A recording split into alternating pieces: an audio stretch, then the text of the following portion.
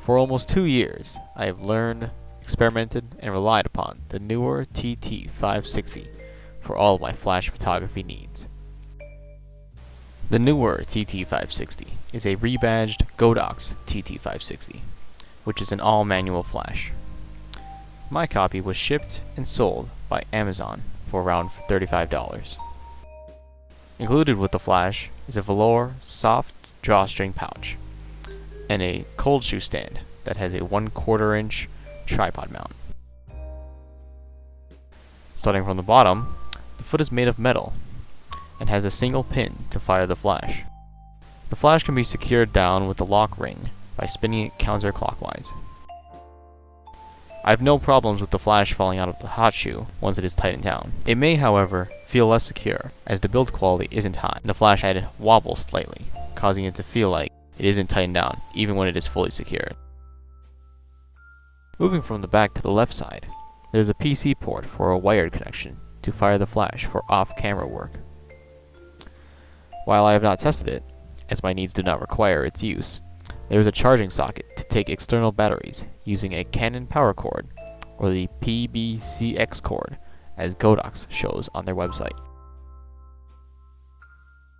Aside from the Neewer branding, there is nothing significant on the front. There is, however, red translucent plastic that reveals the optical slave trigger. The TT560 takes 4 AA batteries and is compatible with either alkaline or nickel metal hydride batteries.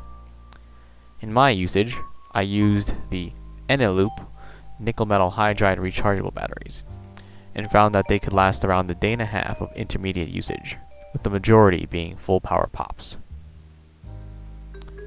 On the back of the flash, there is a power indicator, an on-off sliding switch, a test button that will fire the flash, and a mode button to cycle between Master, S1 Simple Slave, and S2 Smart Slave modes.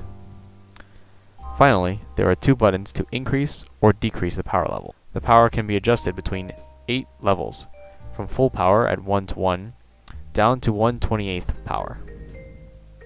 The power is adjusted in full stops. While full stops do not provide precise exposure control compared to half and third stops, I found that there are 2 advantages to this. One is the speed of adjustment. It only takes a few clicks to significantly increase exposure levels, compared to double or triple those actions to increase the same amount of power. Second, because the power adjustment isn't full stops, seeing the effects of changing power settings in addition to camera settings is more pronounced. This aids in the learning process. The head can only be rotated 270 degrees horizontally, but does have 90-degree vertical rotation in order to bounce the light. The flash head also has a wide-angle diffuser and a flash card. Additionally, the head does not have a lock and can be rotated at any time. The head also has detents at various angles. In my experience, one problem I have with the flash is the lack of 360-degree horizontal rotation, which can limit the angle at which you bounce your flash. Generally, it is more of an inconvenience than a problem, but it is burden enough to mention. Being a manual flash, it simply outputs as much power as you've inputted. This allows it to fire from any camera with a standard hot shoe. As it lacks TTL ability, or through the lens ability, it will not be recognized by the camera in any in-camera settings. As we all know, photography equipment can be incredibly expensive. At around $35, the Neewer TT560, in my experience, is a good buy for people looking to start into flash photography. The build quality is low, and manual flash can seem daunting at first, but the experience of learning how flash actually works, rather than relying on the auto exposure abilities of TTL, is worthwhile.